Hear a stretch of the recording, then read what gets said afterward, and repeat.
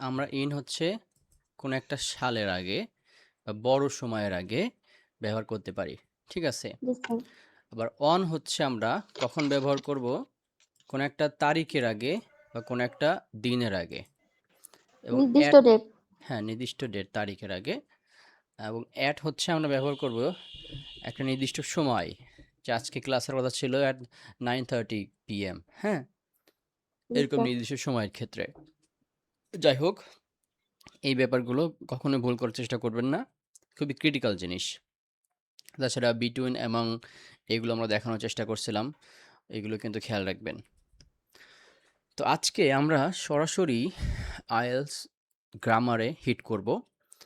And আমি ৩ টা ক্লাসে ভাগ করছিলাম। গতকাল আমাদের একদম বেসিক গ্রামারটা গেছে। পার্টস অফ স্পিচ নিয়ে কথা বলছি এবং একটু ডিটেইল আলোচনা করার চেষ্টা করছি। এবং আজকে এবং কালকের ক্লাসটা হচ্ছে একদম সরাসরি আইএলটিএস ফোকাস গ্রামার এবং ভোকাবুলারি নিয়ে। তার মধ্যে আজকে হচ্ছে প্রথমটা সরাসরি আইএলটিএস রিলেটেড, যেগুলো লাগবেই, যেগুলো একদমই ইগনোর করা যাবে না বা বাদ দেওয়া যাবে না।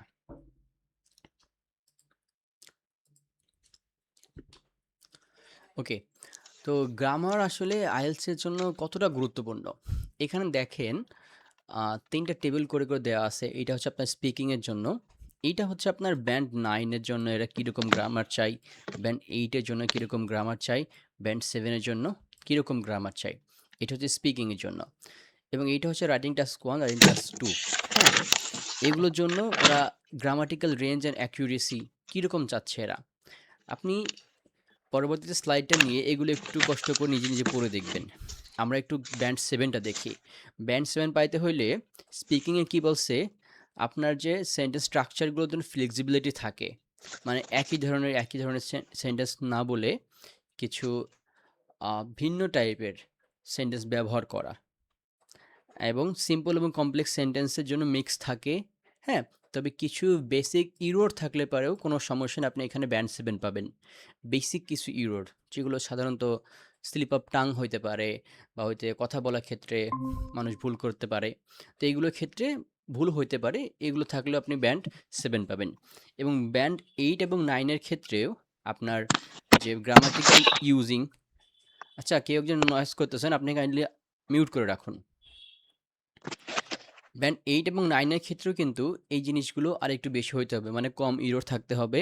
আপনার গ্রামাটিক্যাল রুলসগুলো ঠিকমতো পালন করতে হবে এবং ভালো, ভালো সেন্টেন্স স্ট্রাকচার ফলো করতে হবে। ডাইভার্সিটি থাকতে হবে।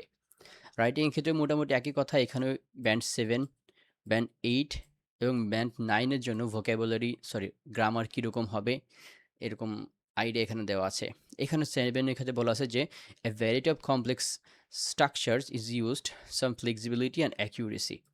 কমপ্লেক্স স্ট্রাকচার বলতে আপনার বিভিন্ন স্ট্রাকচার এখানে ব্যবহার করা যায় সেন্টেন্সের ক্ষেত্রে।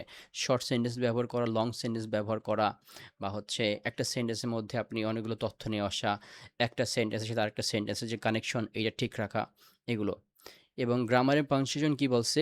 Well control and error free sentence আর ফ্রিকুয়েন্ট। মানে অধিকাংশ সেন্টেন্স আপনার ইরর ফ্রি হবে। মানে ভুল থাকবে না। ২-১ টা থাকতে পারে।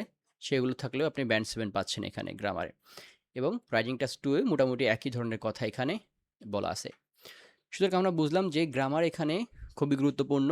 তবে টুকটাক বা অল্প-স্বল্প এদিক ওদিক হইলেও আপনাকে তারা হচ্ছে খুব খারাপ চোখে দেখবে না বা খুব দুর্বল স্টুডেন্ট মনে করবে না। কিন্তু এই অল্প-স্বল্প ভুল যদি আপনি বারবার করে থাকেন, প্রত্যেকটা সেন্টেন্সে বা একটা সেন্টেন্স পরপর করে থাকেন, দেন তারা ভাববে যে আপনি একটা উইক স্টুডেন্ট। তারা আপনাকে কম ব্যান্ড দেবে স্বাভাবিকভাবেই। তো এবার আসি ভোক্যাবুলারির ক্ষেত্রে। এটা হচ্ছে আপনার ব্যান্ড 7 এর জন্য আমি রাখার চেষ্টা করছি। ভোক্যাবুলারির ক্ষেত্রে রাইটিং এবং স্পিকিং ওরা আসলে কিরকম আশা করে বা কোনটা দেখে ওরা ভোক্যাবুলারির ক্ষেত্রে মার্ক দেয়। কারণ আমরা জানি যে ভোক্যাবুলারির জন্য যে একটা সেকশন আছে আলাদা, লেক্সিক্যাল রিসোর্স। এইটা হচ্ছে আপনার মার্কিং করে ওরা যেভাবে, তার 25% হচ্ছে এইটা। মানে স্পিকিং বলেন বা রাইটিং বলেন না কেন, ওরা যে আপনাকে ব্যান্ড স্কোর দেবে, ওরা ৪ টা ক্রাইটেরিয়ার উপর সাধারণত ব্যান্ড স্কোর দিয়ে থাকে। তার মধ্যে একটা হচ্ছে এই ভোকাবুলারি বা লেক্সিক্যাল রিসোর্স। এক্ষেত্রে নিয়মটা হচ্ছে আপনাকে কিছু ভালো ভোকাবুলারি ইউজ করতে হবে এবং একই ভোকাবুলারি বারবার রিপিট না করা।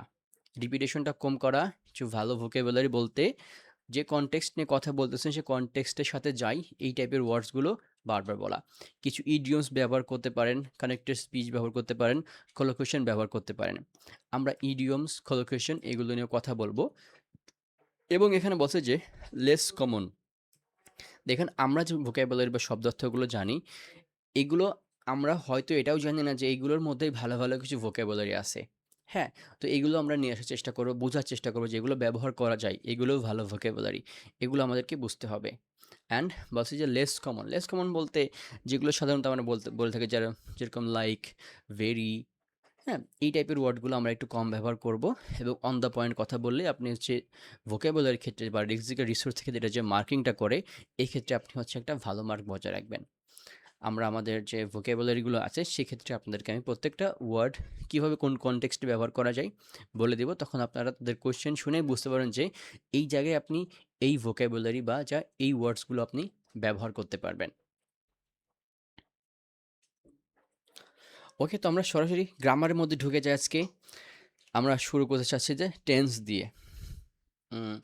মুনাফাকে বলতে পারবেন যে মেজর কয়টা টেন্স রয়েছে আইএলটিএস গ্রামারে? উম, জি স্যার, আরেকবার প্লিজ। মানে গ্রামারে মেজর কয়টা টেন্স আছে? টেন্স টেন্স মেইনলি কয় প্রকার?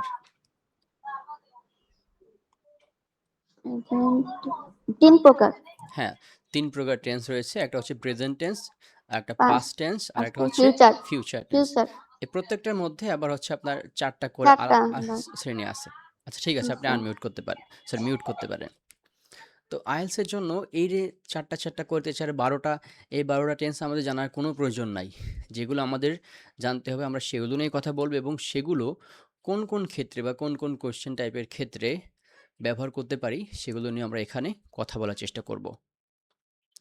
তো আপনারা এগুলো যেই টেন্সগুলো দেখাবো, ব্যবহারগুলো দেখাবো, আপনারা ভালো করে বোঝার চেষ্টা করবেন। কারণ টেন্সের এই জিনিসটা শেষ হইলে আমি একটা কুইজ রাখবো বা হচ্ছে একটু কিছু কোয়েশ্চেন রাখবো যেগুলোর অ্যান্সার কিন্তু আপনাদেরকে চ্যাট বক্সে দিতে হবে বা অপশনগুলো আপনাকে বলতে হবে। Okay, let's talk about present simple tense, যেটাকে আমরা হচ্ছে প্রেজেন্ট ইনডিফিনিট টেন্স নামে হচ্ছে পড়ে আসছি স্কুল বা হাই স্কুল লাইফে, সমস্যা নাই। তো এটা স্ট্রাকচার কি? স্ট্রাকচার হচ্ছে সাবজেক্ট থাকবে একটা, ভার্বের যে বেস ফর্ম বা মূল যে ফর্ম থাকবে এটা, এবং অবজেক্ট বা এক্সটেনশন বা আলাদা কিছু কথাবার্তা এখানে থাকবে। তো প্রেজেন্ট সিম্পল টেন্স আমরা কখন ব্যবহার করি? কোনো general facts, permanent situation, universal truth, habit. মনে রাখবেন যে যেটা সাধারণত হয়, যেটা সাধারণত আমরা জানি, এরকম কিছু একটা যেটা হয় সাধারণত, যেটা জানি আমরা, ওইগুলো হচ্ছে আপনার প্রেজেন্ট সিম্পল টেন্স। এবং এখানে কি বলছে? Reporting Trends in IELTS writing task 1। Writing task 1 এর একাডেমিকে আপনার যে গ্রাফ এবং চার্টগুলো আছে, ওইগুলো সাধারণত কি ঘটেছে আসলে, মানে আমরা কি দেখতে পারতেছি। দেখেন, গ্রাফ এবং চার্টে ওখানে সাল দেওয়া থাকবে, এত সালের মধ্যে এত সাল হচ্ছে এই পরিবর্তনটা হয়েছে। ওইটা একটা দিক, কিন্তু আমরা আমাদের জায়গা থেকে কি দেখতে পাচ্ছি, এই গ্রাফে কি হয়েছে, এই যে আমাদের জায়গা থেকে যেটা দেখতে পাচ্ছি, যেটা হয়েছে, গ্রামার যেটা ঘটছে, ওইটা হচ্ছে আপনার প্রেজেন্ট সিম্পল টেন্স। মানে বর্তমানে থেকে আমরা অতীতের জিনিস একটা বলতেছি যে আমরা দেখতে পাচ্ছি এইখানে হচ্ছে আপনার এই গ্রাফে এই চেঞ্জটা হয়েছে। এই যে এই কথাটা বলতে গিয়ে আমরা হচ্ছে প্রেজেন্ট সিম্পল টেন্স ব্যবহার করব। এবং স্পিকিংয়ের ক্ষেত্রে যখন আমরা অপিনিয়ন দিতে যাব, আমাদের মতামত, মতামত কীরকম? যে আমার মনে হয় অনলাইন লার্নিং একটা ভালো দিক কোনো কিছু শেখার জন্য। এই যে আমি বললাম যে আমার মনে হয়, তারপর একটা স্টেটমেন্ট দিলাম, একটা কথা বললাম, এইটা আমরা প্রেজেন্ট সিম্পল টেন্স ব্যবহার করেই কথাটা বললাম। এবং IELTS writing task 1 general test বা জিডিতে আমরা কারেন্ট সিচুয়েশন বা বর্তমান অবস্থা বর্ণনা করার ক্ষেত্রে আমরা প্রেজেন্ট সিম্পল টেন্সটা ব্যবহার করতে পারি। সুতরাং বুঝতে পারলেন প্রেজেন্ট সিম্পল টেন্স আমরা কোন, কোন জায়গায় ব্যবহার করতে পারি। আমি একটু উদাহরণ দেই। দেখেন, many students prefer online learning. অনেক শিক্ষার্থী হচ্ছে অনলাইন লার্নিংকে প্রিফার করে। The graph compares the average rainfall in 3 cities. গ্রাফটা কি করতেছে? অ্যাভারেজ রেইনফলকে কম্পেয়ার করতেছে ৩টা সিটির মধ্যে। এটা আমরা গ্রাফ দেখে বললাম যে গ্রাফে আসলে এইটা ঘটছে। এটা প্রেজেন্ট সিম্বল ব্যবহার করে আমরা এখানে বললাম। এখন দেখেন, বর্তমান সিচুয়েশন যখন আমরা জেনারেল টেস্টের ক্ষেত্রে যাব, এখানে একটা কথা বলা আছে যে I work in a private company. আমি একটা প্রাইভেট কোম্পানিতে জব করি। এই যে কারেন্ট সিচুয়েশন, বর্তমান সিচুয়েশনটা বলতে গিয়ে আমরা প্রেজেন্ট সিম্পল টেন্সটা ব্যবহার করে ফেলছি। আশা করি আপনারা বুঝতে পারছেন যে প্রেজেন্ট সিম্পল টেন্স আমরা কোন, কোন জায়গায় ব্যবহার করতে পারি। এবার আসি আমরা present continuous tense. Present continuous টেন্সে সাধারণত কী হয়ে থাকে? সাবজেক্ট থাকে, ভার্বের সাথে একটা আইএনজি যোগ করা থাকে এবং অবজেক্ট বা এক্সট্রা আরও বিভিন্ন কথাবার্তা এখানে বলা থাকে। তো প্রেজেন্ট কন্টিনিউয়াস টেন্স আমরা সাধারণত কোন জায়গায় ব্যবহার করি? যে বর্তমানে কোনো একটা জিনিস চলমান আছে, কোনো একটা কাজ বর্তমানে হচ্ছে, মানে রানিং অবস্থায় আছে, হ্যাঁ? আপডেটিং অবস্থায় আছে। সেক্ষেত্রে আমরা হচ্ছে এই প্রেজেন্ট কন্টিনিউয়াস টেন্সটা ব্যবহার করে থাকি। বলছে ট্রেন্ড চেঞ্জ, যেগুলো কারেন্টলি ইন প্রোগ্রেস, মানে বর্তমানে যেগুলো চলতেছে যে ট্রেন্ডগুলো। তো আরেকটা যে কথা বলা আছে যে reporting present Trends and conditions in IELTS writing. একই কথা যে বর্তমানে যেটা হচ্ছে বা বর্তমানে যে সিচুয়েশনটা আরও বেশি সামনে আসতেছে বা যেই চেঞ্জটা বর্তমানে হচ্ছে, সেই চেঞ্জটা পজিটিভ হইতে পারে, নেগেটিভ হইতে পারে, কোনো সমস্যা নেই। কিন্তু বর্তমানে ওইটা আরও বেশি প্রকট হয়ে আসতেছে। এই টাইপের কথা যখন আমরা আইএলটিএস রাইটিং, বিশেষ করে টাস্ক 2 তে এসএ লেখার সময় এগুলো বলে থাকি যে, এই সমস্যাটা খুব বেশি পরিমাণে বেড়ে যাচ্ছে বর্তমানে। ওকে? এবং প্রেজেন্ট কন্টিনিউয়াস টেন্স আমরা জেনারেল টেস্টের ক্ষেত্রে কোনো একটা জিনিস বর্তমানে ঘটতেছে, হ্যাঁ, ঘটতেছে, চলমান আছে, কিন্তু হয়তো এটা সামনে থেমে যাবে বা সামনে থামার সম্ভাবনা আছে। থাকতেও পারে, নাও থাকতে পারে। কিন্তু বর্তমানে এই সমস্যাটা বর্তমানে চলতেছে। এই সমস্যাটা আমি ফেস করতেছি। ওকে? বা এই সমস্যাটা আমি দেখতেছি। আমরা একটা উদাহরণ দেই। Online shopping is becoming increasingly popular.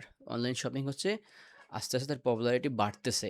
এই যে আমরা বললাম যে present trend and condition writing task 2 এর ক্ষেত্রে যে কোনো একটা জিনিস বর্তমানে চেঞ্জ হচ্ছে বা আপডেট হচ্ছে বা এটার যে প্রভাব, এটা প্রকট হইতেছে আস্তে, আস্তে।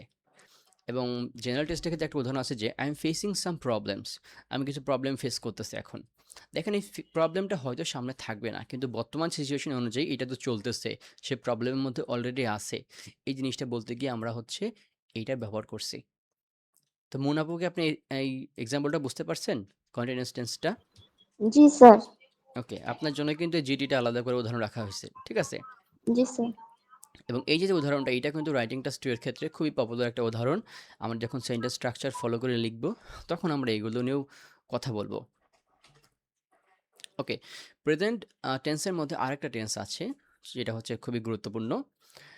Present perfect tense. আমাদের সাবজেক্টের সাথে এখানে হ্যাভ বা হ্যাজ থাকে এবং ভার্বের যে পাস্ট পার্টিসিপল ফর্ম বা V3, এখান থেকে অবজেক্ট বা এক্সট্রা কিছু কথাবার্তা থাকে। ব্যাপারটা হচ্ছে আগে বা গত সময়ে কোনো একটা জিনিস ঘটেছে বা কোনো একটা জিনিস শুরু হইছে, সেটার প্রভাব বর্তমানে এখনো আছে। বা ওইটা বর্তমানে এসে শেষ হইছে। আমরা বলতে পারতেছি যে ওইটা এখন শেষ হইছে। মানে ওইটা আগে চলমান ছিল, কিন্তু বর্তমানে ওইটা শেষ হওয়ার কারণে কোনো একটা ইফেক্ট বর্তমানে আছে। সেক্ষেত্রে আমরা হচ্ছে প্রেজেন্ট পারফেক্ট টেন্সটা ব্যবহার করব। তো highly useful writing task 2 and speaking. এই কথাটা বলার কারণ কি? ধরেন যে রাইটিং টাস্ক 2 এর ক্ষেত্রে সরকার এমন একটা পলিসি নিছিল, যেটার কারণে বর্তমানে আমরা সুফল ভোগ করতেছি। ওকে? তো পলিসিটা নিছিল কিন্তু আগে, তারা কাজ করছে আগে, কিন্তু ওইটার সুফল এখন আমরা ভোগ করতেছি। ওইটার ইফেক্ট এখন আমাদের মাঝে আছে। ওকে? বা সরকার এরকম একটা কাজ শেষ করছে। মানে মাত্রই শেষ করছে। আগে শুরু করে এসে মাত্র শেষ করছে। তো এই যে মাত্র শেষ করছে, এইটা আমরা এখন বলতে পারতেছি। মানে এখনের সাথে এর একটু হলেও মানে সংযোগ আছে। হ্যাঁ? তার কিছু অনুভূতি এখনো আছে। এই জিনিসগুলো হচ্ছে আপনার present perfect tense. Use for recent experience and problems. Recently আপনি কোনো একটা জিনিস ফেস করছেন, কোনো একটা জিনিস দেখছেন, কোনো একটা জায়গায় ঘুরতে গেলেন, আপনি রিসেন্টলি এটা ঘুরে আসলেন। এই যে ঘুরে আসলাম আমি, রিসেন্টলি আমি এটা দেখলাম বা দেখা শেষ করলাম, এইগুলোই হচ্ছে আপনার জেনারেল টেস্টের ক্ষেত্রে ব্যবহার করা হয় প্রেজেন্ট পারফেক্ট। আমরা একটু উদাহরণ দিয়ে দেখি। Literacy rates have improved steadily over the past ডিকেডস। Literacy rate বা শিক্ষার হার হচ্ছে ইমপ্রুভ হয়েছে গত কয়েক ডিকেডস ধরে। ওকে? এই যে ইমপ্রুভ হইছে, এইটা কবে থেকে হইছে? এটা আগে থেকে কাজ করে আসছে, পাস্ট ডিকেড থেকে কাজ করে আসছে। এইজন্য হচ্ছে জিনিসটা ইমপ্রুভ হইছে। এই যে ইমপ্রুভ হওয়াটা, এইটা একটা চেঞ্জ আসছে। এই চেঞ্জটা আমরা এখন ভোগ করতে পারতেছি। এই প্রভাবটা এখন আমাদের মধ্যে আছে। Technology has revolutionised the way we communicate. Technology কী করছে? আমাদের কমিউনিকেশন সিস্টেমটাকে একটা রিভলিউশনের মধ্যে নিয়ে আসছে, একটা বিপ্লবের মধ্যে নিয়ে আসছে। এই জিনিসটা আজকে একদিনে হয়ে যায় না, এটা আগে থেকে হয়ে আসছে এবং সেটার সুফল আমরা এখন ভোগ করতেছি। এবং দেখেন, I have received your email. আমি তোমার ইমেল পাইছি। সে আগে ইমেলটা দিছে, আমি এখন ইমেলটা পাইছি বা এখন আমি ওই জিনিসটা দেখতে পারতেছি। সেই তার কাজের যে প্রভাবটা এখন আমি দেখতে পারতেছি। এটা হচ্ছে জিটির ক্ষেত্রে একটা ইউজফুল উদাহরণ এবং এইটা খুবই হাইলি ইউজফুল রাইটিং টাস্ক 2 এর জন্য এবং স্পিকিং এর জন্য। কারণ তখন আমরা বিভিন্ন প্রবলেম সলিউশন নিয়ে কথা বলবো, বিভিন্ন সাজেশন নিয়ে কথা বলবো। হ্যাঁ? বিভিন্ন অপিনিয়ন দেবো আমরা।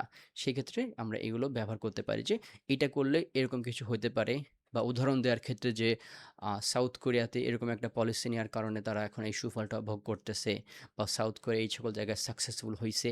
এই যে কোনো একটা জিনিস, একটা কাজ করে সফলতা পাওয়া, এগুলো কিন্তু আপনার প্রেজেন্ট পারফেক্ট টেন্সের মধ্যে পড়ে।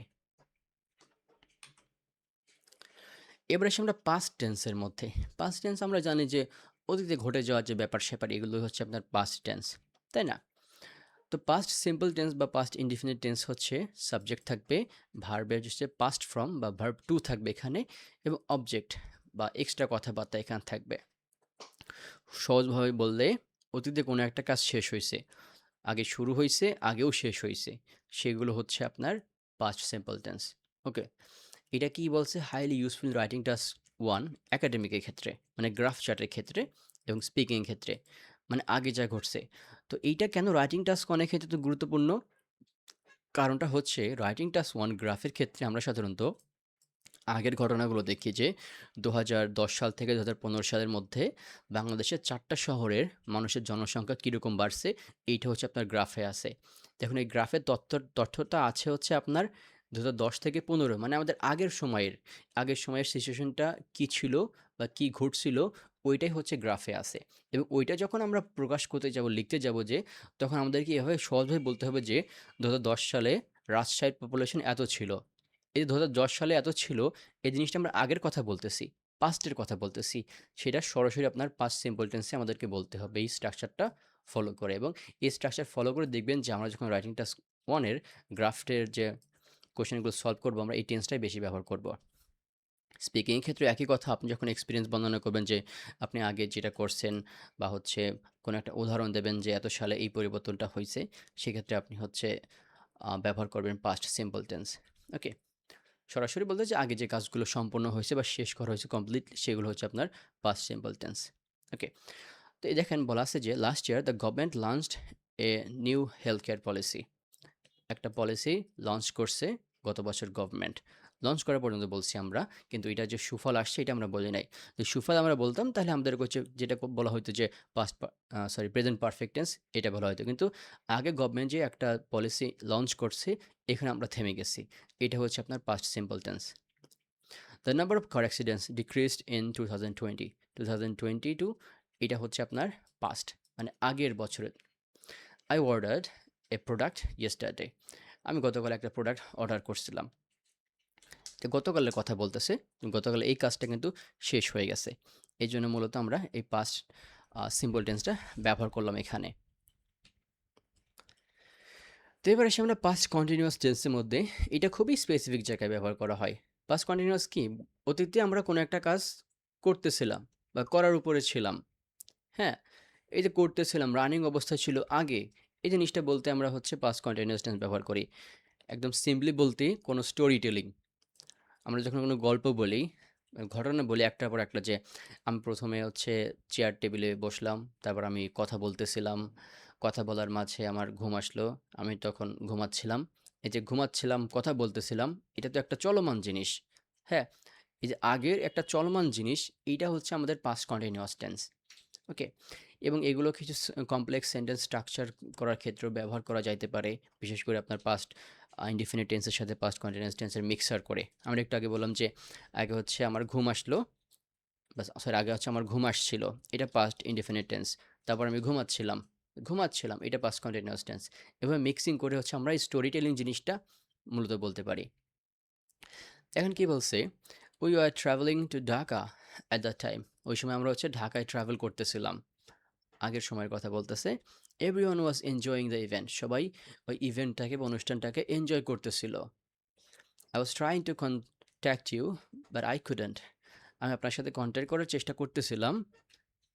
চেষ্টা করতেছিলাম বাট আই কুডন্ট কিন্তু আমি করতে পারছিলাম না। এখানে দেখেন যে পাস্ট কন্টিনিউয়াসটা নিয়ে আসছে এখানে পাস্ট ইনডিফিনিটটা নিয়ে আসার চেষ্টা করছে।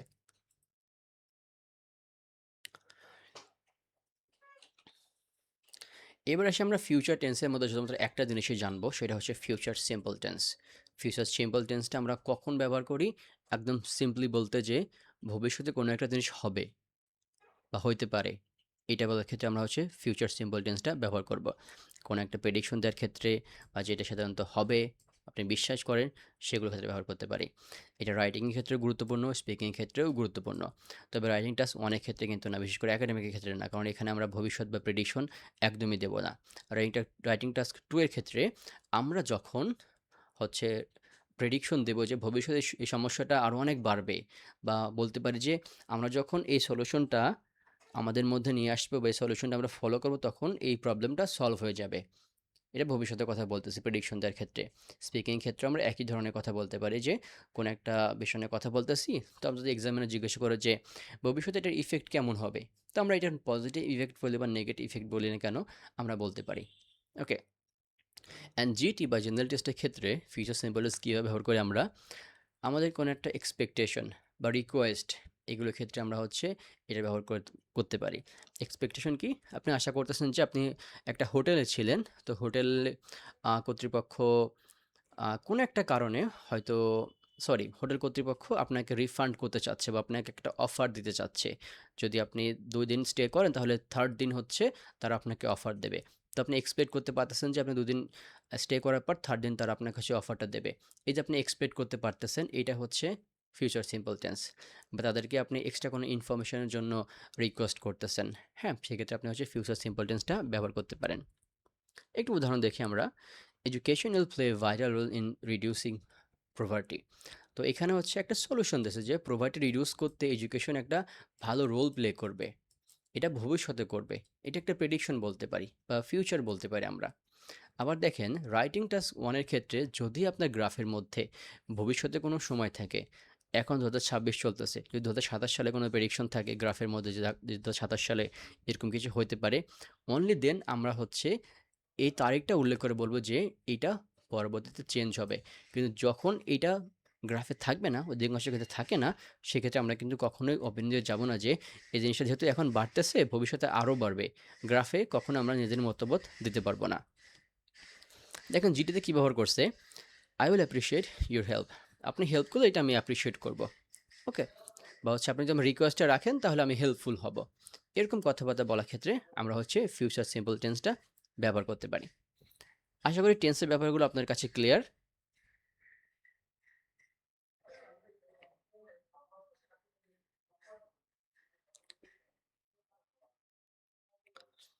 ওয়েল, সো এবার এগুলো হচ্ছে আপনাদের ৫টা কোয়েশ্চেন। এই ৫টা কোয়েশ্চেনের জন্য আপনাদেরকে সময় দিচ্ছি আমি হচ্ছে ৩ মিনিট। এই ৩ মিনিটের মধ্যে এই ৫টা কোয়েশ্চেনের অ্যান্সার আপনারা হচ্ছে চ্যাট বক্সে লেখেন। আমি সবারকে হচ্ছে অ্যান্সারগুলো দেখার চেষ্টা করব। আপনারা কাইন্ডলি চ্যাট বক্সে লিখেন যে কোনটা কোন টেন্স হবে, এটাই, আর কিছু না।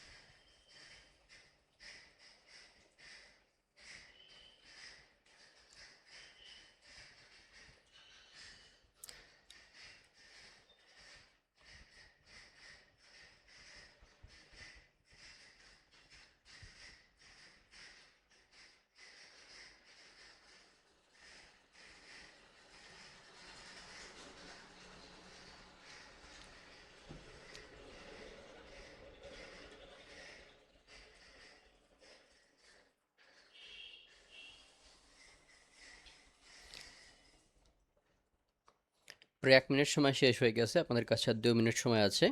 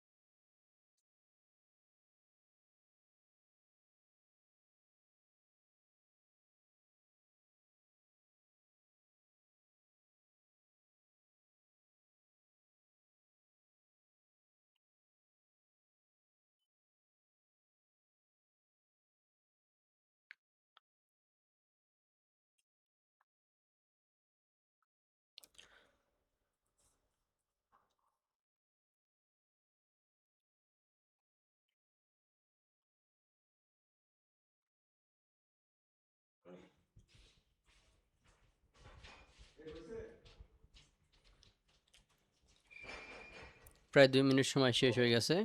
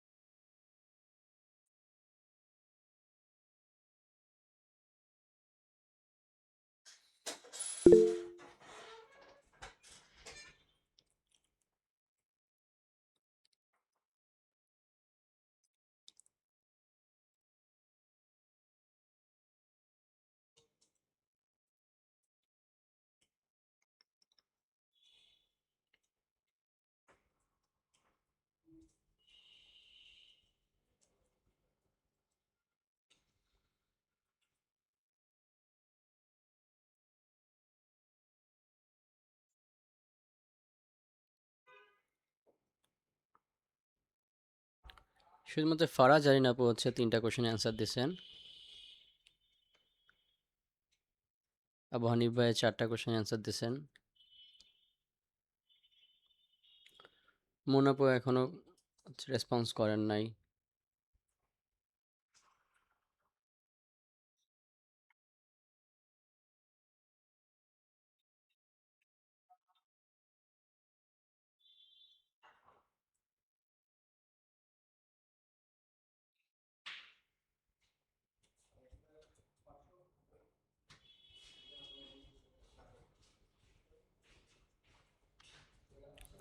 ওকে, আমাদের টাইম শেষ। যদি কেউ লিখতে সমস্যা হয় আপনারা বলতেই পারেন, তবে আপনাদের হচ্ছে আনমিউট করে বলতে হবে যে স্যার আমি হচ্ছে বা ভাই আমি বলতে এসেছি, লিখতে আমি কমফোর্ট ফিল করছি না। যাই হোক, তো চলেন আমি একটু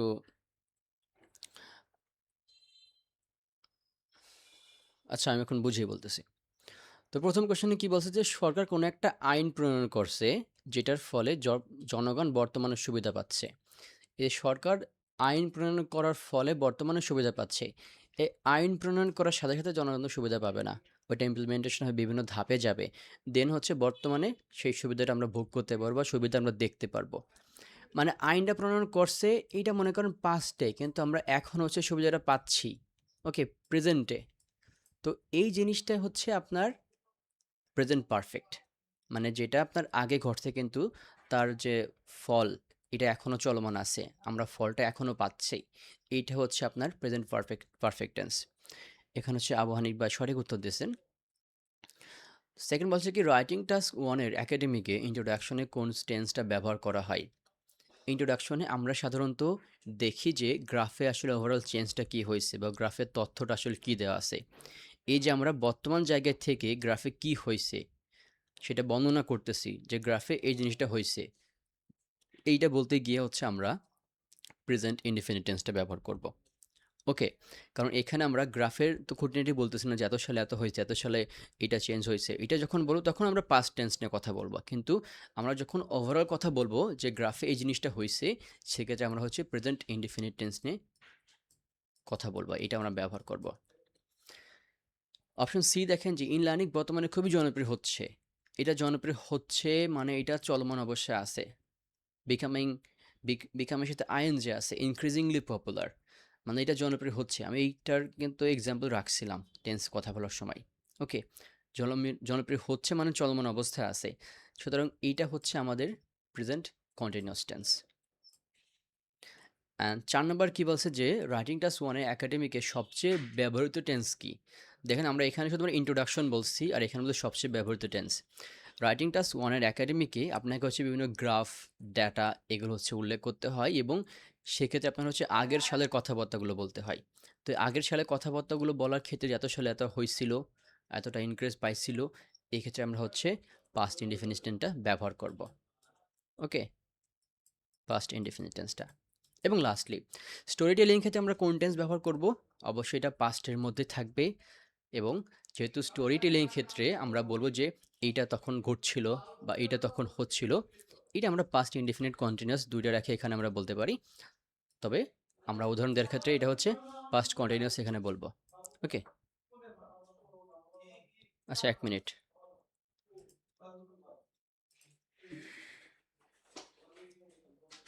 এই তোমরা চিল্লাপাল্লা করতেছো কেন? ওই চিল্লাপাল্লা করতেছিস কেন তোরা?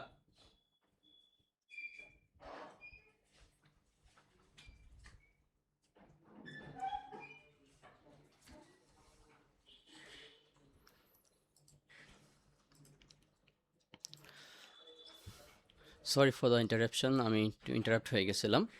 যাই হোক, আশা করি আপনারা এখানে ব্যাপারটা বুঝতে পারছেন।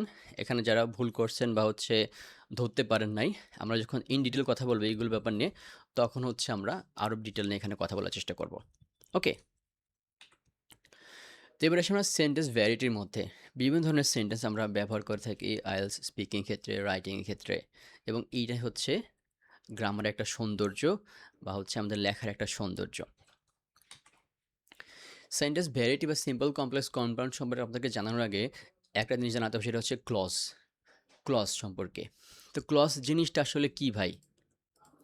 কি বলছে? শব্দ সমষ্টি, মানে একাধিক শব্দ থাকবে এবং সেখানে একটা সাবজেক্ট থাকবে, একটা মেইন ভার্ব থাকবে। মেইন ভার্ব কি? যে ভার্বটা তারা বোঝাবে যে আসলে এই কাজটা হচ্ছে, মেইন কাজটা বোঝাবে। এবং এইগুলো, এই সাবজেক্ট এবং ভার্ব মিলে একটা সেন্টেন্স গঠন করতে পারবে বা একটা অর্থ প্রকাশ করতে পারবে। হ্যাঁ, এবং এরা হচ্ছে একটা সেন্টেন্সের একটা অংশ হিসেবে ব্যবহার করতে পারে বা আলাদা একটা সেন্টেন্স গঠন করতে পারে।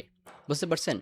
মানে একটা সাবজেক্ট এবং ভার্ব থাকবে, যারা হচ্ছে একটা অর্থ প্রকাশ করবে, এবং এই অর্থ তারা একাও একটা সেন্টেন্সে আসতে পারে, অথবা এই অর্থ তারা একটা সেন্টেন্সে দুইবার ব্যবহার করেও আসতে পারে।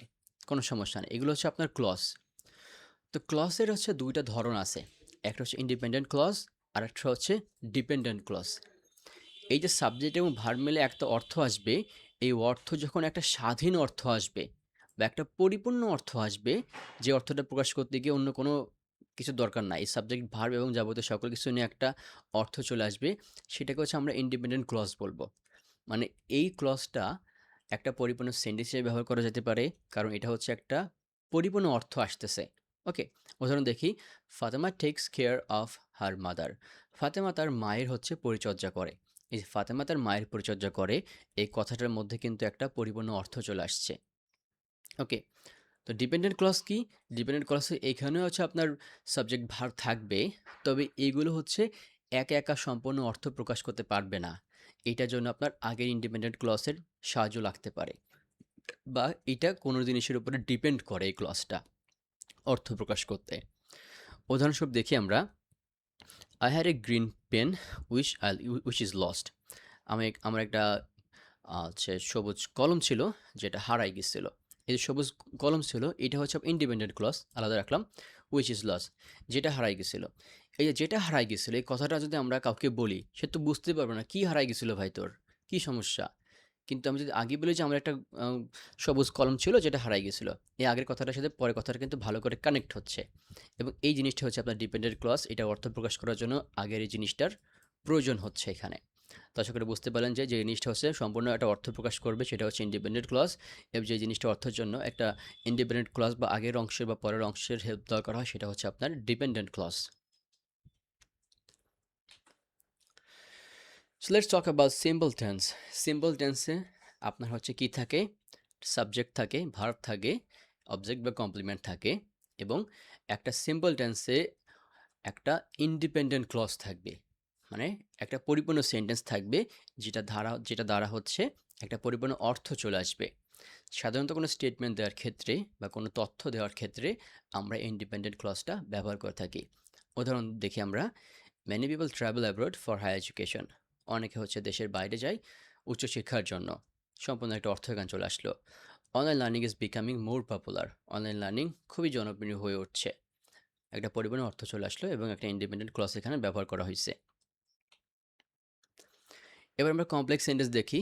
কমপ্লেক্স সেন্টেন্স হচ্ছে একটা ইন্ডিপেন্ডেন্ট ক্লজ থাকবে এবং এক বা একাধিক ডিপেন্ডেন্ট ক্লজ থাকবে। মানে একটা অংশ থাকবে যে অংশ দ্বারা পরিপূর্ণ অর্থ প্রকাশ পাবে, এবং এক বা একাধিক আরও অংশ থাকবে যেগুলো হচ্ছে প্রথম অংশের উপর ডিপেন্ড করবে বা নির্ভর করবে অর্থ প্রকাশ করার জন্য। এবং যারা হচ্ছে কনজাংশনের মাধ্যমে যুক্ত থাকবে, মানে ইন্ডিপেন্ডেন্ট ক্লজের সাথে এরা কনজাংশনের মধ্যে যুক্ত থাকবে, তার মধ্যে because, although, while, if, since এগুলো আছে। ওকে, তো কমপ্লেক্স সেন্টেন্স সাধারণত আপনার ডিটেল আইডিয়া বা লজিক্যাল কানেকশন তৈরি করার ক্ষেত্রে ব্যবহার করা হতে পারে। কোনো জিনিস সম্পর্কে হচ্ছে ডিটেল তথ্য দেওয়া বা ওই জিনিসটা সম্পর্কে ওটার ভালো দিক খারাপ দিক তুলনা করা, এই কয়েকটা লজিক্যাল কানেকশন করার জন্য এই কমপ্লেক্স সেন্টেন্স ব্যবহার করা হয়, এবং complex sentence is really very important, খুবই ইম্পর্ট্যান্ট আমাদের আইএলসের জন্য। আমরা উদাহরণ দেখি। Although many people believe social media is harmful, it has also educational benefits. যদিও অনেকে বিলিভ করে যে সোশ্যাল মিডিয়া হচ্ছে ক্ষতিকারক, এটার এডুকেশনাল বেনিফিটও আছে বা শিক্ষার যে সুফলগুলো আছে সেগুলো আছে।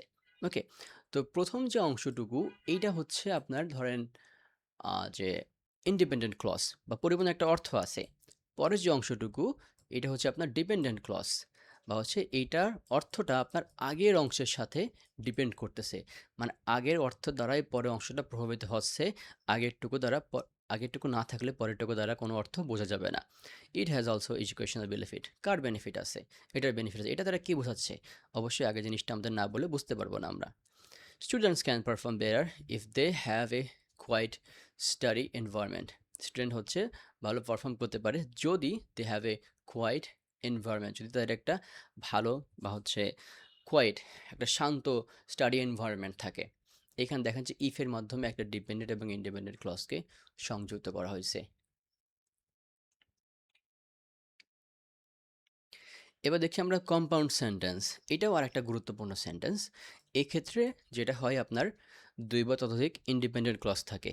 মানে এই সেন্টেন্সে আপনার ২ টা বা ৩ টা অংশ থাকবে এবং প্রত্যেকটা অংশের একটা ফুল মিনিং থাকবে। প্রত্যেকটা অংশ দ্বারা একটা সম্পূর্ণ অর্থ আসবে। ওকে? এবং এই যে প্রত্যেকটা ইন্ডিপেন্ডেন্ট ক্লজ এগুলো হচ্ছে আপনার ফ্যান ভয়েস বা এগুলো দ্বারা যুক্ত থাকবে। ফ্যান ভয়েস থেকে আপনার হচ্ছে ফর, অ্যান্ড, নর, বাট, অর, ইয়েট, সো এগুলো দ্বারা হচ্ছে যুক্ত থাকবে প্রত্যেকটা ইন্ডিপেন্ডেন্ট ক্লজ। এগুলো সাধারণত কোনো একটা পার্থক্য দেখাতে, তুলনা দেখাতে বা কোনো জিনিস যোগ করা হচ্ছে কজ ইফেক্ট দেখাইতে বা সম্পর্ক বোঝাইতে এগুলো ব্যবহার করা হয়ে থাকে। আমরা উদাহরণ দেখি। Some people prefer studying online but others like classroom learning. কেউ কেউ হচ্ছে অনলাইন লার্নিং বা অনলাইন স্টাডিংকে প্রিফার করতেছে, কিন্তু অন্যরা হচ্ছে ক্লাসরুম লার্নিংকে প্রিফার করতেছে। এই যে একটা অংশ, এই যে একটা অংশ, এই ২ টা অংশ হচ্ছে আপনার ইন্ডিপেন্ডেন্ট ক্লজ, ২ টা হচ্ছে আলাদা অর্থ আছে এবং বার দ্বারা হচ্ছে সংযুক্ত আছে। ওকে, আশা করি আপনারা কম্পাউন্ড সেন্টেন্সটা বুঝলেন। সিম্পল সেন্টেন্স হচ্ছে আপনার একটা ইন্ডিপেন্ডেন্ট ক্লজ থাকবে, কমপ্লেক্স সেন্টেন্স হচ্ছে একটা ইন্ডিপেন্ডেন্ট বা একাধিক ডিপেন্ডেন্ট ক্লজ থাকবে, সাথে কনজাংশন দ্বারা যুক্ত থাকবে। কম্পাউন্ড সেন্টেন্স হচ্ছে আপনার ২ বা ততোধিক ইন্ডিপেন্ডেন্ট ক্লজ থাকবে এবং এরা ফ্যান ভয়েস দ্বারা যুক্ত থাকবে। সোজা হিসাব। তো এখানে হচ্ছে আমাদের আইএলটিএস রাইটিং টাস্ক 2 এর এর একটা বডি প্যারাগ্রাফের উদাহরণ দেওয়া আছে এবং এখানে দেওয়া আছে যে কিভাবে সিম্পল কম্পাউন্ড কমপ্লেক্স সেন্টেন্স ব্যবহার করে একটা ব্যান্ড 7 প্লাস এসে লেখা হয়েছে। তো আপনারা বুঝতে পারবেন যে সিম্পল সেন্টেন্সটা কোথায় লিখতে হয়, কম্পাউন্ড কোথায় লিখতে হয়, কমপ্লেক্স এবং বাকিগুলো কোথায় লিখতে হয়, এগুলো আপনারা বুঝতে পারবেন। এখানে কে কে আছেন আমি একটু দেখি। রুশাদ শারমিন সাদিয়া, আপনি এই প্যাসেজটা এই প্রথম থেকে শেষ পর্যন্ত পড়েন।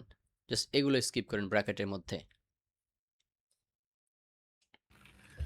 Technology has undoubtedly simplified many aspects of life. People can now communicate instantly across the world and they have access to a wide range of information through the internet.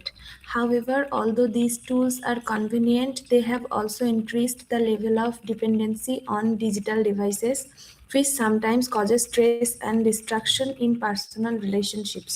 For example, many employees find it difficult to disconnect from work because they receive constant notifications on their phones, and this often leads to burnout.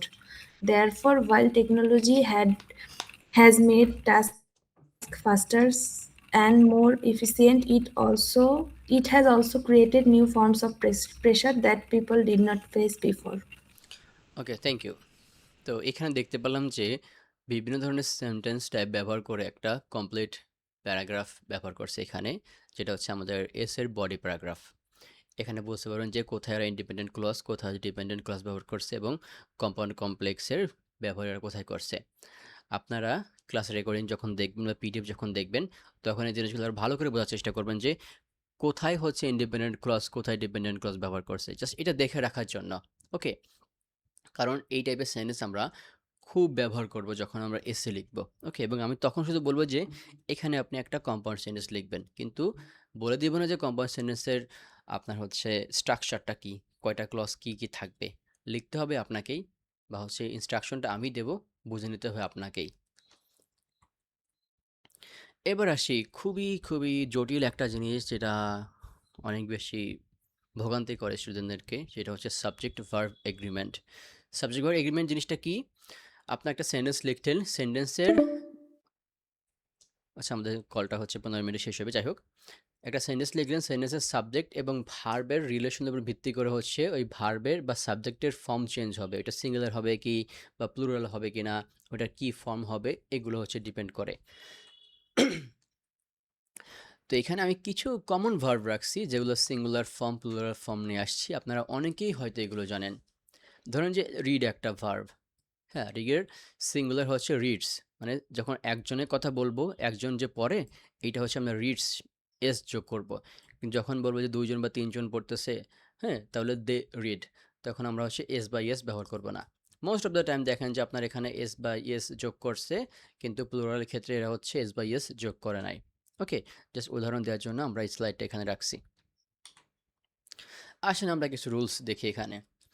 সাবজেক্টের singularity বা প্লুরালিটির উপর depend করে verb নির্ভর করে যে ভার্বটা singular হবে কি বা প্লুরাল হবে কি না, বা ভার্বটা কোন ফর্মে আসবে। এক্সাম্পল আমরা দেখি, চেঞ্জ। চেঞ্জ হচ্ছে এখানে subject. Change is essential. Change এখানে একটা ধরেন নাউন হিসেবে কাজ করতেছে, একটা আইডিয়া হিসেবে কাজ করতেছে। ওকে, এই যে একটা আইডিয়া হিসেবে কাজ করতেছে চেঞ্জ, একটা যেহেতু বোঝাচ্ছে এজন্য আমরা হচ্ছে ইজ ব্যবহার করছি। বাকি সব দেখলাম বাগে এর মধ্যে কোনো ভার্বটা বা সেরকম কিছু নাই। আবার দেখেন, এ জব ক্যান্ডিডেট হু, তারপর আমরা ইজ ব্যবহার করছি, কারণ হচ্ছে এ জব ক্যান্ডিডেট এটা হচ্ছে সিঙ্গুলার নাউন।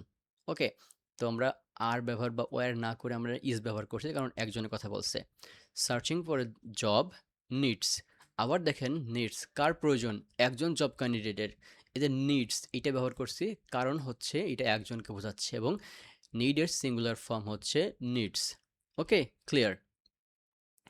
তো এই প্রবলেমগুলো দূর করার কৌশল হচ্ছে আগে আপনাকে সেন্টেন্স লেখার পর সাবজেক্ট দেখতে হবে যে সাবজেক্টটা আসলে কি, তারপর দেখবেন যে সাবজেক্টের সাথে আপনি কি কি ভার্ব ইউজ করছেন সেন্টেন্সের মধ্যে, সেই ভার্বগুলো দেখবেন যে এটার সিঙ্গুলার বা প্লুরাল ফর্ম ঠিক আছে কিনা। ওকে, এবং এই ভুলটা আপনারা র্যান্ডমলি করলে আপনাদের মার্ক অনেক কাটা যাবে, ব্যান্ড স্কোর অনেক কমে যাবে। তো এবার আসি কিছু ট্রিকি ওয়ার্ডসের মধ্যে। এভরিওয়ান, ইচ, এভরি, নোবডি, সামান, এভরিথিং, ইদার, এগুলো হচ্ছে সিঙ্গুলার। ওকে, এগুলো হচ্ছে আপনার একজনকে বোঝাচ্ছে। আবার দেখেন, এভরিওয়ান, ইচ, এভরি, নোবডি, সামান, এভরিথিং, ইদার। আবার পিপল, চিন্ডেল, ফিউ, মেনি, এগুলো হচ্ছে প্লুরাল, এগুলো আপনার একাধিক বা হচ্ছে পুরো একটা জাতিকে বোঝাচ্ছে, অনেকজনকে বোঝাচ্ছে, এগুলো হচ্ছে প্লুরাল। এগুলো খেয়াল রাখবেন, এগুলো কিন্তু আমাদের অনেক ব্যবহার করতে হয় এগুলো। ওকে, এবং কালেকটিভ নাউন্সের ক্ষেত্রে, কালেকটিভ নাউন্স কি, যেগুলো হচ্ছে একটা স্বজাতীয় একটা গোত্রকে বোঝায় বা একটা দলকে বোঝায়। যদি কালেকটিভ নাউন একই কাজ করে, একসাথে একই জিনিস করে, দেন তারা singular. The team is ready for the game, পুরো টিমটাই হচ্ছে গেমের জন্য রেডি, এই জন্য আমরা ইজ ব্যবহার করছি। ওকে, সিঙ্গুলার হয়েছে। The committee has reached a decision, committee has, have না ব্যবহার করে আমরা হ্যাজ ব্যবহার করছি, হ্যাজ হচ্ছে আমাদের সিঙ্গুলার। রিচড এ ডিসিশন, তারা সব কমিটির যত লোকজন আছে সবাই মিলে একটা ডিসিশনে আসছে। ওকে, আবার যখন এই টিমের মধ্যে বিভেদ থাকবে, মানে একই ধরনের কাজ করবে না সবাই, একজন একা কাজ করবে, দেন আমাদের হচ্ছে এটা প্লুরাল হয়ে যাবে। The team are arguing among themselves, টিমের সাথে আমরা এখন আর ব্যবহার করছি কারণ এরা একজন আরেকজনের সাথে আর্গু করতেছে, ঝগড়া ঝামেলা করতেছে, দ্বিমত করতেছে।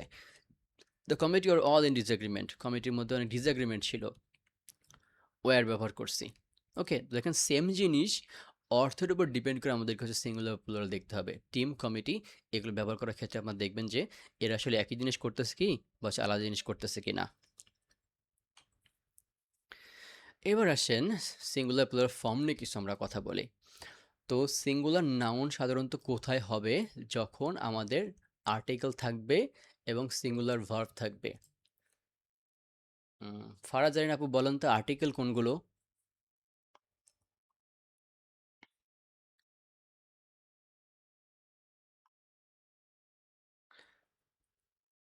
ফারাজ জারিন আপু কে আছেন?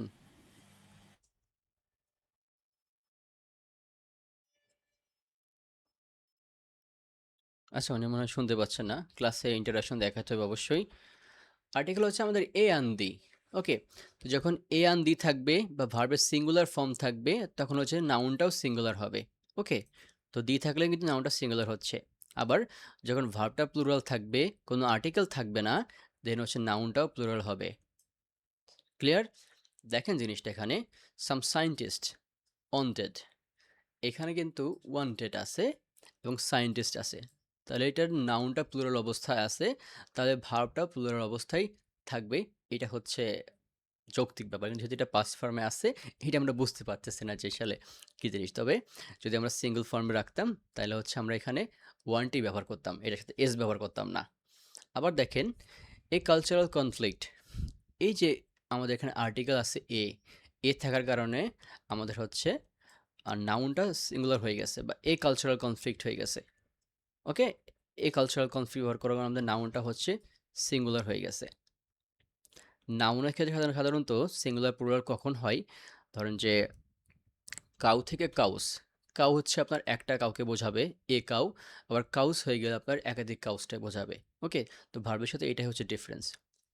আবার দেখেন, অ্যানাদার ড্রব্যাক অফ চেঞ্জেস, আমরা একটু আগে এভরিবাডি, এভরিওয়ান, অ্যানাদার দেখলাম না? এগুলো থাকলে হচ্ছে আপনার সিঙ্গুলার হবে, এজন্য ভার্বটা এখানে সিঙ্গুলার অবস্থায় আছে।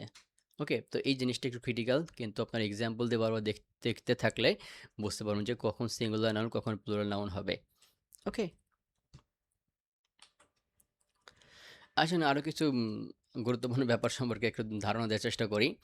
পার্সেন্টেজ অ্যান্ড প্রপোর্শন ব্যবহার করার ক্ষেত্রে পার্সেন্টেজ অ্যান্ড প্রপোর্শনের সাথে যদি প্লুরাল নাউন থাকে, তাহলে আপনার ভার্বটাও প্লুরাল হবে। উদাহরণ দেখেন, a large percentage of employees, large percentage পাইলাম, নাউনও পাইলাম প্লুরাল। এমপ্লয়িজ হচ্ছে একাধিক এমপ্লয়ি বোঝাচ্ছে, এমপ্লয়িজ, তাহলে ভার্ব হচ্ছে এখানে প্লুরাল। ভার্ব কি? ওয়ার্ক, ওয়ার্কের প্লুরাল ফর্ম হচ্ছে ওয়ার্ক, ওয়ার্কস থাকলেও এটা সিঙ্গুলার হয়ে যাইতো। ক্লিয়ার? আবার পার্সেন্ট প্রপোর্শনের সাথে যদি সিঙ্গুলার বা কাউন্টেবল নাউন থাকে, তাহলে এটা হচ্ছে সিঙ্গুলার হয়ে যাবে। পার্সেন্টেজ পাইলাম অফ পলিউশন, পলিউশন কি? পলিউশন হচ্ছে আনকাউন্টেবল একটা জিনিস। পলিউশন, দুইটা পলিউশন বা তিনটা পলিউশন হয়েছে, এটা বোঝানো যায় না সেরকম কিছু একটা। ওকে, তো এই যে আনকাউন্টেবল একটা জিনিস আছে, এই জন্য হচ্ছে আমরা এটাকে সিঙ্গুলার হিসেবে ভার্ব ইজ ব্যবহার করছি। ওকে, তো সিঙ্গুলার থাকলে সিঙ্গুলার, প্লুরাল থেকে প্লুরাল, পার্সেন্টেজের প্রপোর্শনের মোটামুটি সেম জিনিস। আবার দেখেন, খুব কমন একটা ওয়ার্ড ডেটা বা ডাটা, আমরা রাইটিং টাস্ক অনেক ক্ষেত্রে ব্যবহার করে থাকি। ডাটা সাধারণত আইএলসির ক্ষেত্রে প্লুরাল হিসেবে বিবেচিত হয়।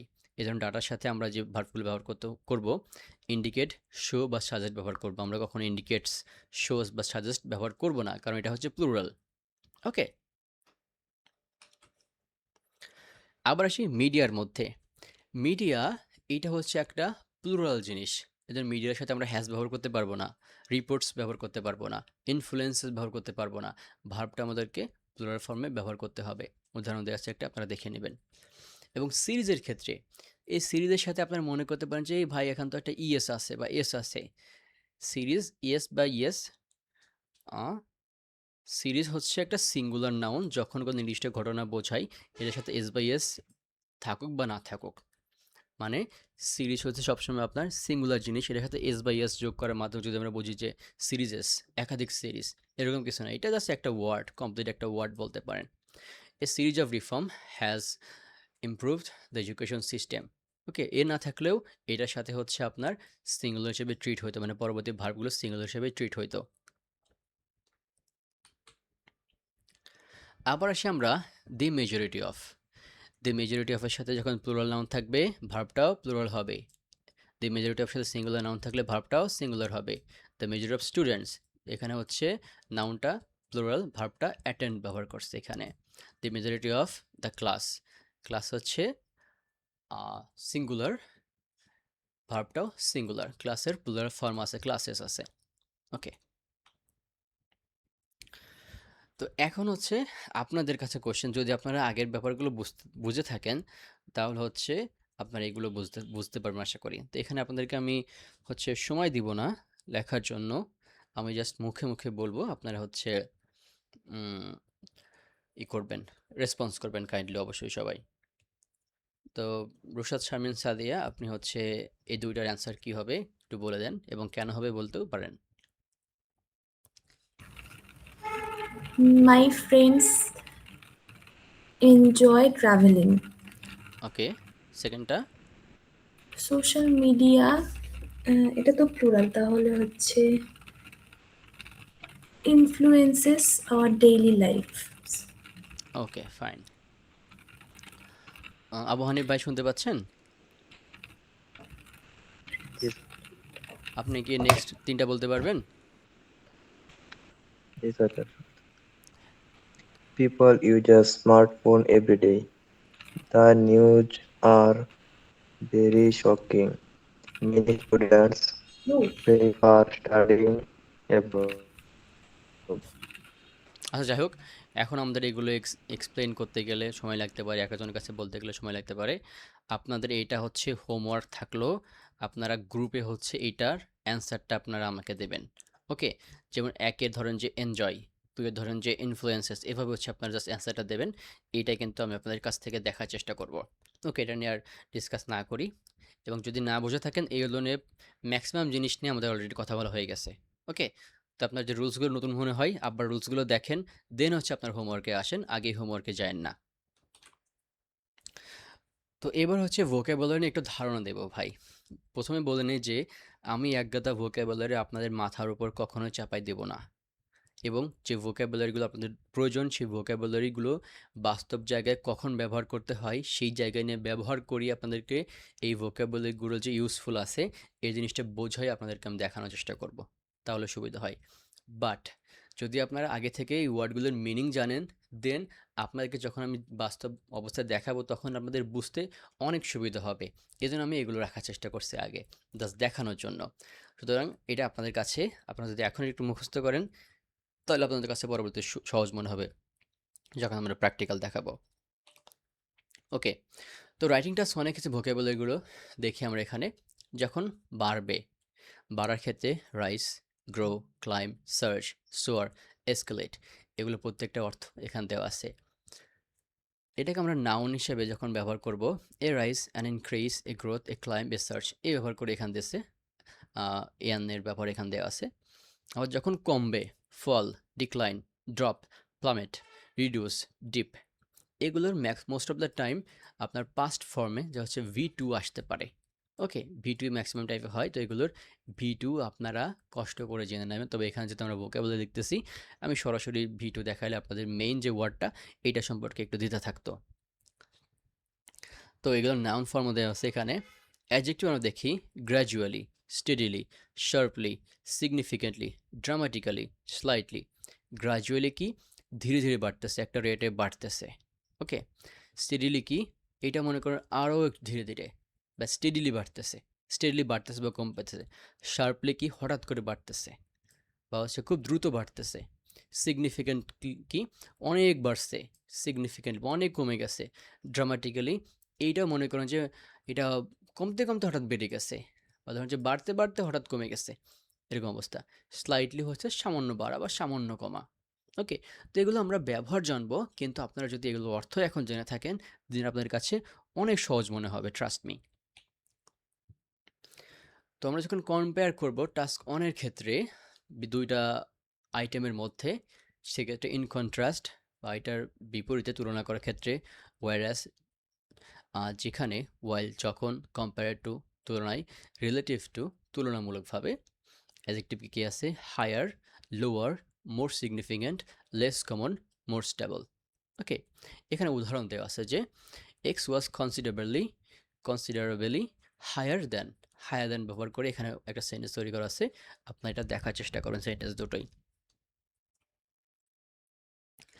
এবং ডাটা এবং চেঞ্জ এইটা ডিসক্রাইব করতে গেলেও আমাদের হচ্ছে কিছু ভোকাবুলারি আছে। রিমেন স্টেবল, স্থিতিশীল আছে মানে চেঞ্জ হচ্ছে না সেরকম। স্টে কনস্ট্যান্ট মানে ধ্রুব থাকা। এটা বাড়লে এটাও বাড়তেছে, মানে সালের সাথে এটা বাড়তেছে, বা ২ টা আইটেমের তুলনা করলে যে একই রেটে বাড়তেছে বা একই রেটে কমতেছে ২ টা জিনিস বা একাধিক জিনিস, আমরা এটা বলতে পারি। মেইনটেইন দ্য সেম লেভেল, একই মাত্রায় বজায় রাখা। আমরা একই জিনিস একটার ক্ষেত্রে বলতে পারি যে এটা প্রত্যেকটা সালে বা বিভিন্ন সালে একই জায়গায় বজায় রাখছে, বা আরেকটার তুলনা করে বলতে পারি যে ২ টা জিনিস একই মাত্রা বজায় রাখছে বা একই লেভেল অনুযায়ী চলছে। কখনো বাড়েও নাই, ২ টার মধ্যে সেরকম পার্থক্য হয় নাই। আচ্ছা, আমাদের মিটিংটা হচ্ছে ১ মিনিটে শেষ হবে। আমি আবার লিঙ্কটা এখানে দেবো। আপনারা হচ্ছে কাইন্ডলি আবার জয়েন করবেন। আমি জাস্ট ভোকাবুলারিগুলো আপনাদেরকে দেখানোর চেষ্টা করব।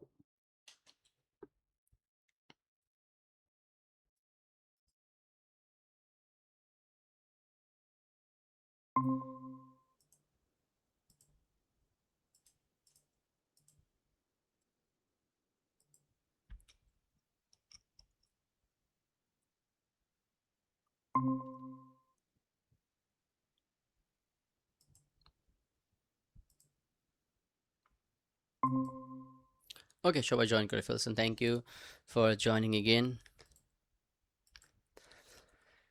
তো এবার আসি যে মানে প্রথম বললাম স্টেবল থাকলে বা হচ্ছে একই অবস্থায় থাকলে বা অল্প স্বল্প চেঞ্জ হইলেও আমরা স্টেবল বলতে পারি। অ্যান্ড ফ্ল্যাকচুয়েট করলে মানে ওঠানামা করলে, কোনো এক সালে এরকম আর এক সালে এরকম, মানে ওঠানামা করছে, কোনো জায়গায় একদম স্থির থাকে নাই। Fluctuate, vary, show variation, অস্কেলেট।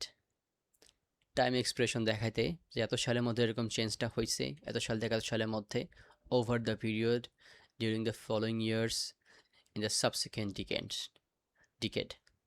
উদাহরণ এখানে দেওয়া আছে, the employment rate fluctuated slightly during the first half of the ইয়ার।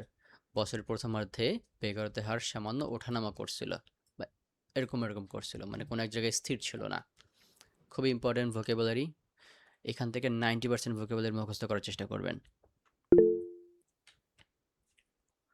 তো এবার আসি আমরা স্পিকিংয়ের জন্য। স্পিকিংয়ের ক্ষেত্রে আমি বলছিলাম যে আমরা একদম কনটেক্সট বেসড ভোকাবুলারি শিখব স্পিকিংয়ের মধ্যে, এবং এখানে আপনারা এমন আরও কিছু ভোকাবুলারি পাবেন যে ভোকাবুলারি সম্পর্কে অলরেডি আপনারা জানেন, অলরেডি আপনাদের আয়ত্তের মধ্যে আছে, সেগুলো আরেকবার আমরা একটু দেখব, এবং এগুলো প্রথম দিকে জোর করে হইলেও আমরা হচ্ছে ব্যবহার করব। ওকে, কারণ এগুলো হচ্ছে ভালো লেভেলের ভোকালি, আমাদের জানাশোনার মধ্যে ভালো লেভেলে কিছু ভোকাবুলারি। উদাহরণ দেখি আমাদের ডেইলি লাইফ এবং রুটিনের মধ্যে কি কি ভোকাবুলারি আছে। আই ইউজুয়ালি, আমি সাধারণত, মানে সাধারণত আমরা যেগুলো করি। আই টেন্ড টু, আমি ঝোঁক রাখি, কোনো একটা জিনিস পছন্দ বা কোনো একটা জিনিসের প্রতি আমার প্যাশন আছে। I tend two. আমি দ্য হ্যাবিট অফ, আমার অভ্যাস আছে, আমার প্রতিদিন সকালে উঠে হাঁটাহাঁটি করার অভ্যাস আছে। এগুলো হচ্ছে কিছু ভোকাবুলারি, এবং এগুলো একটা ওয়ার্ডের না, কয়েকটা ওয়ার্ড মিলে ফ্রেজ ব্যবহার করা হয়েছে, বা হচ্ছে এগুলোকে আপনার চাংস বলা যায়, যে চাংস। এগুলো মনে রাখলে পারে আপনি বুঝতে পারবেন যে আচ্ছা এগুলো তো এই জায়গায় ব্যবহার করা যায়, এই কোশ্চেনের ক্ষেত্রে এগুলো ব্যবহার করা যায়, সেক্ষেত্রে আপনার জন্য সহজ হয়ে যাবে। অন এ ডেইলি বেসিস, প্রতিদিন আপনি যে কাজটা করেন সে কথা বলার ক্ষেত্রে as part of my routine, আপনি রেগুলার করেন, তবে তার মধ্যে যে কোনো একটা জিনিস আপনি বলতে চাচ্ছেন, সেক্ষেত্রে আপনি এটা ব্যবহার করবেন। ওয়েক আপ আর্লি, সকালে ঘুম থেকে ওঠা, গ্র্যাব ব্রেকফাস্ট, দ্রুত নাস্তা করা, হেড টু ওয়ার্ক, কাজে যাওয়া। এটা একটা আনকমন আপনাদের কাছে মনে হতে পারে। হ্যাভ সাম ফ্রি টাইম, কিছু ফ্রি সময় থাকা। কখন ফ্রি সময় থাকা এগুলো বলতে পারেন। আনওয়াইন্ড, বিশ্রাম নেওয়া, টেক রেস্ট, এক্ষেত্রে আনওয়াইন্ড বলতে পারেন। এটার কিন্তু আপনার উদাহরণ এখানে দেওয়া আছে। চিল আউট, আরাম করা, চিল করা। ওকে, টেক ইট ইজি, সহজ করা, কোনো একটা জিনিস, কোনো একটা ট্রিক্স ফলো করার মাধ্যমে কোনো একটা জিনিস আপনার কাছে সহজ মনে হইলো। ওকে, বি এ মর্নিং পারসন, এগুলো সম্ভবত আপনার হচ্ছে ইডিয়মস। সকালের মানুষ হওয়া, বি এ নাইট ওল, রাত জাগা, ওল বা আউল মনে হয় এটা হবে, রাত জাগা হওয়া, রাত জাগা মানুষ হওয়া। এগুলো কিন্তু ব্যবহার করা যায় যখন আপনার হচ্ছে সকালে বা কী করেন বা রাতে কী করেন বা ডেইলি রুটিন কী, এগুলো আপনি ফোর্স করে হলেও ব্যবহার করতে পারেন যে আসলে আমি মর্নিং পারসন, সো আমি এই কাজটা করি। ওকে? তো এই ২ টার মধ্যে একটা ব্যবহার করাই যায়। আবার ভোকাবুলারিগুলো এখানে দেওয়া আছে। তো এবার আসি হবি অ্যান্ড ফ্রি টাইমের জন্য আমরা কী ভোকাবুলারি ইউজ করতে পারি। পারসিউ এ হবি, একটা শখ অনুসরণ করা। আপনার একটা শখ আছে, সেই শখটা আপনি ডেইলি বেসিসে পালন করার চেষ্টা করেন বা এই জন্য আপনি সময় দেন। পারসিউ হবি। টেক আপ পেইন্টিং, চিত্রাঙ্কন শুরু করা। পেইন্টিংয়ের জায়গায় আপনি অন্য কোনো শখ নিয়ে আসেন বা টেক আপ সিঙ্গিং নিয়ে আসেন, টেক আপ রিডিং নিয়ে আসেন। ওকে? চিত্রাঙ্কন শুরু করা। আমি বলে দিচ্ছি কোথায় ব্যবহার করতে পারবেন এবং আপনার সেন্টেন্স দেখলে, সরি এক্সাম্পল দেখলে আরও সহজে বুঝতে পারবেন যে এটা কোথায় ব্যবহার করছে। বি ইনটু ফটোগ্রাফি, আপনি নতুন নতুন কোনো একটা জিনিসে প্যাশন ফিল করতেছেন, আপনি নতুন নতুন ভাবতেছেন যে ইংলিশ ল্যাঙ্গুয়েজটা ভালো লাগতেছে, আমার এটা সম্পর্কে বিস্তারিত জানবো, সো আপনি এটার উপরে ইনটু ইংলিশ হয়ে গেলেন। Watch movies, read novels, play indoor games. খুবই সহজ জিনিস। Play indoor games, indoor outdoor game কোনগুলো মাথায় রাখবেন, যে গেমগুলো হচ্ছে ঘরের মধ্যে বলতে আপনি অল্প জায়গার মধ্যে খেলতে পারেন যেগুলো। ওকে? যেমন ধরুন যে আপনার লুডো থাকতে পারে, ক্যারম থাকতে পারে, চেস থাকতে পারে। গো জগিং, জগিংয়ে যাওয়া, ওয়ার্কআউট, ব্যায়াম করা, হ্যাং আউট উইথ ফ্রেন্ডস, বন্ধুদের সাথে আড্ডা দেওয়া। কোথায় ব্যবহার করতে হবে আশা করি বুঝতে পারছেন। Relax after a long day, recharge my batteries. Recharge my ব্যাটারির ক্ষেত্রে হচ্ছে কখন ব্যবহার করবেন, যখন ধরেন যে জিজ্ঞাসা করে যে আপনি কিভাবে আপনার বিজি ডেকে সামলান বা আপনি একটা বিজি ডেতে কী করে থাকেন, সেক্ষেত্রে আপনি বিজি ডেতে কী করে থাকেন সাথে এইটুকু অ্যাড করবেন যে দেন আমি হচ্ছে কী করে একটা মুভি দেখে আমার ব্যাটারিকে রিচার্জ করি। Relax after a long day, ভালো একটা ফ্রেজ। এবার আসেন কিছু ইডিয়মস দেখে আমরা এখানে। কিল টাইম, সময় নষ্ট করা। বি এ কোচ পটেটো, অলসভাবে বসে থাকা। ওকে? হিট দ্য জিম, জিমে যাওয়া। বি হুকড অন, কোনো কিছুর প্রতি আসক্ত থাকা। ওয়ার্ক অ্যান্ড স্টাডি ক্ষেত্রে কিছু ভোকেবল আমরা এখানে দেখি। ফুল টাইম, পার্ট টাইম, আশা করি আপনারা এগুলো জানেন। ফুল টাইমকে 9 to 5 জব করা, মানে দিনের অধিকাংশ সময় এখানে থাকা। পার্ট টাইম কি, একটা কাজের সাথে আরেকটা কাজ করা। আপনি একটা কাজ ফুল টাইম আছেন, ফুল টাইম স্টুডেন্ট, পাশাপাশি আপনি হচ্ছে পার্ট টাইম জব করতেছেন। ডু ইন্টার্নশিপ, ইন্টার্নশিপ করা। ইন্টার্নশিপ হতে পারে আপনার পড়াশোনার একটা পার্ট, অথবা আপনার গ্রাজুয়েশন শেষ করার পরে হচ্ছে ইন্টার্নশিপ করতেছেন বা ট্রেনিং নিচ্ছেন, মেইনলি এটা আর কি। মেজর ইন, আপনি কোন সাবজেক্টে মেজর করতেছেন, এটা আমি যদি বলেন যে আমি এটা পড়তেছি, এটা হচ্ছে আপনি বলতে পারেন যে আমি এই সাবজেক্টে মেজর করতেছি, I am majoring in computer science. হ্যাঁ? যদি আপনি বলেন যে I am reading computer science বা my department is computer science, এটা হচ্ছে বেটার হয় যে I am majoring in computer science. Okay? Enrol in, কোর্সে ভর্তি হওয়া। যদি আপনি স্পেসিফিক কোর্স সম্পর্কে বলেন ইউনিভার্সিটির, আপনি সেই কোর্সটার আগে এনরোল বলতে পারেন। আবার অ্যাটেন্ড লেকচার্স, ক্লাসে উপস্থিত থাকা বা জয়েনিং দ্য ক্লাস, এটা হচ্ছে আপনি অ্যাটেন্ড লেকচার্স বলতে পারেন।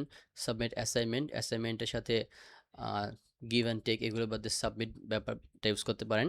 মিড ডেডলাইন্স, ক্রস ডেডলাইন হচ্ছে মিড ডেডলাইন্সে ভালো যায়। গেইন এক্সপিরিয়েন্স, হ্যাভ এক্সপিরিয়েন্স আছে, গেইন এক্সপিরিয়েন্সটা ভালো যায়। ডেভেলপ স্কিলস, ইমপ্রুভ স্কিলসে ডেভেলপ স্কিলটা ভালো যায়। Pursue A career in, pursue career নিয়ে আমরা একটু আগে কথা বলছি। আবার ধরেন কিছু ইডিয়মস দেখি আমরা এখানে। এ 9 to 5 জব বা সাধারণ অফিসের জব বা ফুল টাইম জব, যেগুলো খুব ইজিলি ব্যবহার করতে পারেন এগুলো কিন্তু। ক্লাইম দ্য ক্যারিয়ার ল্যাডার, কর্মক্ষেত্রে উন্নতি করা বা প্রমোশন পাওয়া আর কি, কাজ করে করে। বার্ন দ্য মিড নাইট, রাত জেগে পড়াশোনা করা বা কাজ করা, মানে হার্ড ওয়ার্ক করার ক্ষেত্রে আপনারা এগুলো ব্যবহার করতে পারেন। দেখেন এই ভোকাবুলারির কথা বললাম, এগুলো আমরা স্পিকিংয়ের ক্ষেত্রে বা রাইটিংয়ের ক্ষেত্রে সরাসরি ব্যবহার করতে পারি এবং আমি এগুলো আপনাদেরকে সরাসরি ব্যবহার করেও দেখাবো, কিন্তু এখন জেনে রাখার জন্য আপনাদেরকে অনুরোধ করছি যাতে তখন আপনারা খুব ভালো করে এগুলো ক্যাচ করতে পারেন। ওকে, কাটিং এজ টেকনোলজি খুব ভালো একটা পছন্দের ভোকাবুলারি আমার। অত্যাধুনিক প্রযুক্তি বা আপডেটেড জিনিস, ডিজিটাল ডিভাইস, ডিজিটাল যন্ত্রপাতি, মোবাইল ফোন হতে পারে, কম্পিউটার ল্যাপটপ হতে পারে, ইন্টারনেট অ্যাক্সেস, ইন্টারনেট সুবিধা। Browse the web, website browse করা, স্ক্রল করা হচ্ছে ব্রাউজ করাটা আমার মনে হয় ভালো জিনিস। স্টে কানেক্টেড, সংযুক্ত থাকা, স্ক্রল থ্রু সোশ্যাল মিডিয়া। ওকে, গুগলে ব্রাউজ করার ক্ষেত্রে সার্চ অন গুগলের চেয়ে ব্রাউজ অন গুগল বলতে আমার মনে হয় ভালো হয়। সোশ্যাল মিডিয়ার ক্ষেত্রে স্ক্রল জিনিসটা যায়। বি টেক সেভি, প্রযুক্তি দক্ষ হওয়া খুবই গুরুত্বপূর্ণ একটা জিনিস। Keep up with the latest trends, আধুনিকের সাথে তাল মিলিয়ে চলা বা আপডেট থাকা। অনলাইন লার্নিং, অনলাইন শিক্ষা, রিমোট ওয়ার্ক, দূরবর্তী কাজ, আর্টিফিশিয়াল ইন্টেলিজেন্স, এগুলো খুব কমন ভোকাবুলারি, তবে খুব ভালো ভোকাবুলারি আর কি। অ্যান্ড লাস্টলি এনভায়রনমেন্ট সময় কি আছে আমাদের? ক্লাইমেট চেঞ্জ, জলবায়ু পরিবর্তন। জলবায়ু পরিবর্তন কোনগুলো? ম্যাসিভলি যেগুলো চেঞ্জ হয় একটু সময় নিয়ে। গ্লোবাল ওয়ার্মিং, গ্লোবালি যে তাপ বাড়তেছে এই জিনিসটা। এয়ার পলিউশন, বায়ু দূষণ হচ্ছে বিভিন্ন কারণে। রিসাইকেল ওয়েস্ট, বর্জ্য পুনর্ব্যবহার করা, মানে আপনি একটা জিনিস ব্যবহার করছেন সেটাকে আবার পুনরায় ব্যবহার করা। Okay. Reduce plastic use, plastic ইউজকে রিডিউস করা। প্রোটেক্ট নেচার, প্রকৃতি সংরক্ষণ করা। গো গ্রিন, পরিবেশ বান্ধব হওয়া খুবই সুন্দর একটা জিনিস। পরিবেশ বান্ধব মানে যদি বলেন যে আমাদেরকে কি করা উচিত, গো গ্রিন হওয়া উচিত। We all need to go green by adopting environmentally friendly habits in our daily lifes. Make a difference, পরিবর্তন আনা।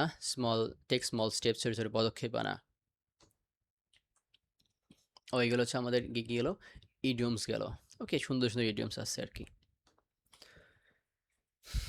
সো আমার কি ডিরেকশন এখানে থাকলো আপনাদেরকে ভোকাবুলারিগুলো যতটা পারেন জানার জন্য, তবে কোনো প্রেশার নাই। আমি হচ্ছে এখানে কয়েকটা ক্যাটাগরি দেখলাম, আপনি একটা ক্যাটাগরি দেখেন। একটা ক্যাটাগরিতে এখানে সর্বোচ্চ আপনার 12 থেকে 15টা ভোকাবুলারি আছে। একদিনে 12 থেকে 15টা ভোকাবুলারি মুখস্থ করা কোনো ব্যাপারই না আপনার কাছে। তবে অনুরোধ থাকবে কনটেক্সট অনুযায়ী দেখার জন্য। এক্সাম্পল দেওয়া থাকে প্রত্যেকটা ভোকাবুলারি, দেখবেন যে এটা কোথায় ব্যবহার করছে, তাহলে আরও ভালো করে বুঝতে পারবেন। আর যখন ক্লাস রেকর্ড দেখবেন তখন দেখবেন যে আমি কিন্তু প্রত্যেকটা ওয়ার্ডের সাথে বলছি যে কখন ব্যবহার করা যেতে পারে। ওকে। রাইটিংয়ের ক্ষেত্রে একই কথা, তবে রাইটিং ক্ষেত্রে আপনারা 90% ভোকাবুলারি রাইটিং ক্ষেত্রে মুখস্থ করতেই হবে ভাই। আর হচ্ছে স্পিকিং ক্ষেত্রে চেষ্টা করবেন 75% ভোকাবুলারি মিনিমাম মুখস্থ করার জন্য। আর যারা মুখস্থ করবে ফেলবেন সবাই তার তো ভালো। তবে সবচেয়ে মেন ব্যাপার হচ্ছে এখানে এগুলো কাজে লাগানো। কাজে যতটা লাগাতে পারবেন তত হচ্ছে আপনার জন্য ভালো হবে মুখস্থ করাচ্ছে। কাজে লাগানোর ব্যাপারটা আমরা যখন প্র্যাকটিস করব তখন দেখাবো। ওকে। তো কারো কোনো কোশ্চেন থাকলে বলতে পারেন।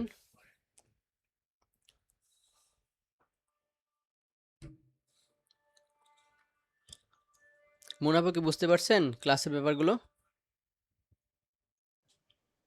জি স্যার, বুঝতে পারছি, কিন্তু স্যার ওই যে আহ, ইসে কি জানি বলে, ওই যে টাস্ক ওয়ান আছে না, হুম হুম। আমাদের তো লেটার, আর এখানে তো আহ, মানে যারা একাডেমিক তাদের তো লেটার না, আর আপনার এখানে ভোকাবুলারি।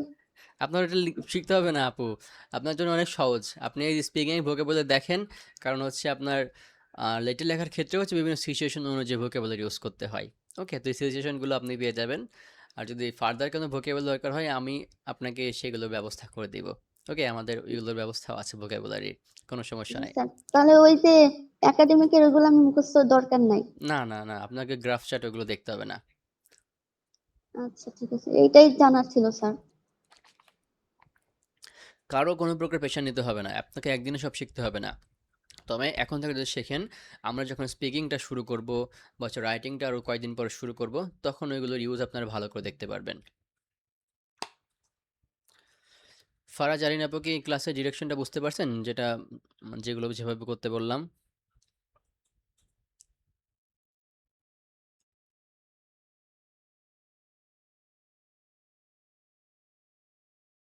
ওকে, আমি মেসেজ দেখছি আপনার, ঠিক আছে। আবু হানিফ ভাই সব কিছু ক্লিয়ার?